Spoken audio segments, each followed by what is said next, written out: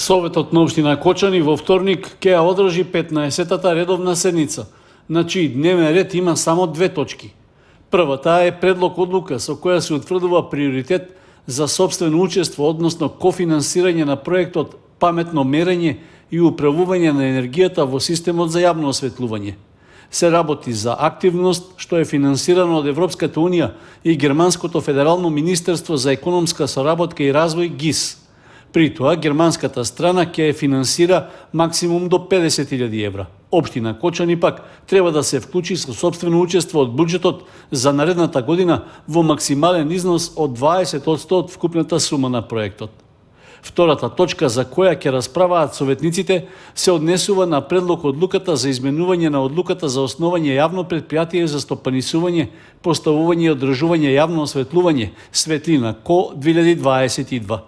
Оваа точка се најде и на претходната седница на Советот, но тогаш не доби доволен број гласови за да биде усвоена. Образложение за неа тогаш дадоа од стручните служби во општината. Со донесување на одлуката за основање на јавното предпријатие на 28 април, само да ве потсетам, значи стоеше рок за донесување на статутот 60 дена. Ние мислевме дека ќе успее Советот во овој период да го формира и управниот одбор, кој во негова надлежност е да го утврди и односно да го донесе статутот на јавното предпријатие.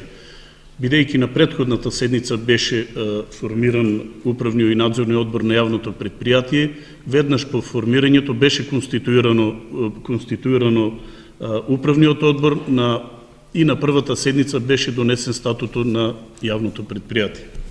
Со новата предлог одлука што сега им се нуди на советниците е предвидено наместо 60 дена од денот на донесувањето на актот за основање, статутот на предпријатието и именувањето на органите на негово управување и надзор да се комплетираат во рок од 120 дена. Другите акти треба да се донесат во рок од 2 месеца од донесувањето на статутот. Министерството за земјоделство, шумарство и водостопанство потсетува дека до 21 јули трае рокот во кој земјоделците можат да аплицираат за двата јавни огласа за закуп на земјоделско земјиште над 3 хектари. Намената на земјиштето е за подигнување долгогодишни насади и за производство на сточна храна. Преку двата јавни огласа на располагање се ставени вкупно 3769 хектари државно земјоделско земјиште, што е распоредено во неколку региони низ државата. Намената на земјоделското земјиште што се дава под закуп за првиот јавен оглас е за производство на сточна храна за период до 15 години. Со огласот се опфатени 529 хектари земјиште над 3 хектари, распределено во регионите на Берово, Виница, Гевгелија, Дебар, Делчево, Кочани, Неготино, Свети Николе, Радовиш и Штип. Вториот јавен оглас е со намена за подигнување долгогодишни насади, односно лозија, овоштарници и хмелј, како и за оранжерии за период до 30 години, подигање долгогодишни насади со лешник за период до 70 години, како и маслинарници до 50 години. Исто така, на ова земјиште ќе може да се поставуваат пчелни семејства во период до 15 години или пак да се користат како ливади за истиот временски период. На располагање со овој оглас се нудат 3240 хектари распределени во 22 региони во државата, меѓу кои се и Виница и Кочани. Право на учество на огласите имаат домашни физички и правни, како и странски правни лица. Кај огласот за закуп на земјоделско земјиште за производство на сточна храна, минималната површина на земјиштето што може да се даде под закуп на еден учесник изнесува 3 хектари. Кај огласот за закуп на земјоделско земјиште со намена за производство на сточна храна пак, максималната површина што може да се даде по еден учесник изнесува 20 хектари. Кај огласот со кој се распределува земјиште за долгогодишни насади, големината на површината што се дава под закуп на еден корисник ќе се утврди врз основа на минимално материјално-техничката опременост, како и бројот на вработени според бизнис планот на понудувачот.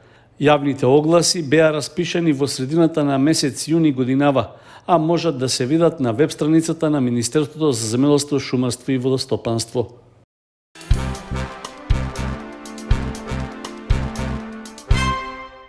Велосипедската граѓанска група МТБ Исток и спортски ентузијасти од Кочани викендов го организираа петтото издание на планинската велосипедска тура Осоговска авантура.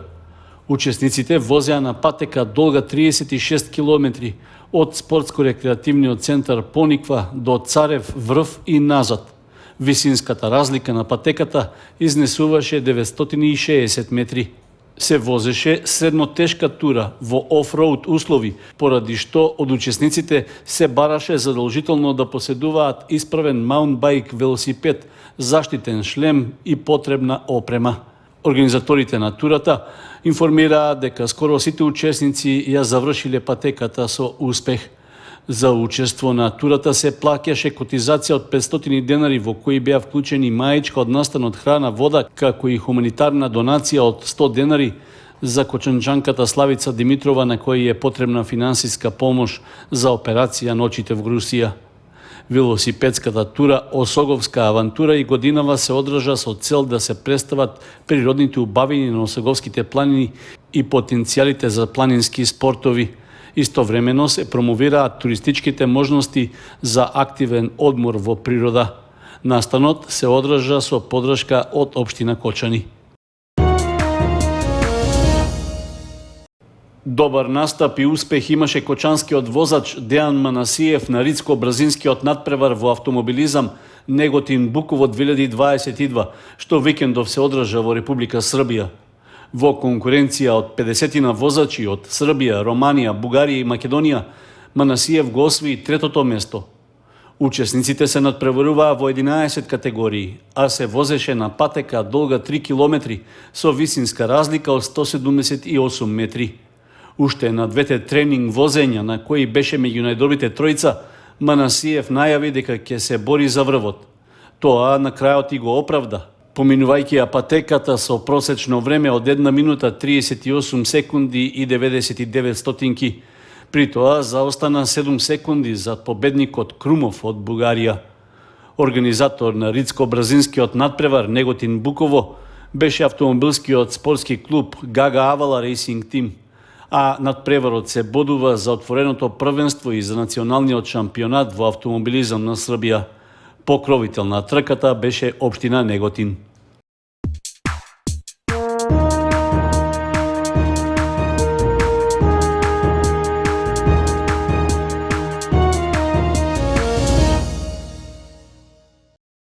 Викендов се одиграа уште два надпревара од фудбалскиот турнир во рамки на јубилејните 50 Илинденски спортски игри, што се игра на теренот во Чешиново. Во саботата Академија Чешиново Облешево загуби од екипата на Соколарци со 3:1. Во неделата пак се одигра надпреварот меѓу Чешиново и Облешево, кој заврши без победник 1:1. Фудбалскиот турнир продолжува со средбите меѓу Осогово и Спанчево, Жиганци и Чифлик и Кучичино Бање. Новогодишниот турнир во рамки на Илинденските спортски игри, кој е еден од најстарите фудбалски турнири во регионот, учествуваат вкупно 14 екипи. Финалето на турнирот ќе се игра на 2 август Илинден.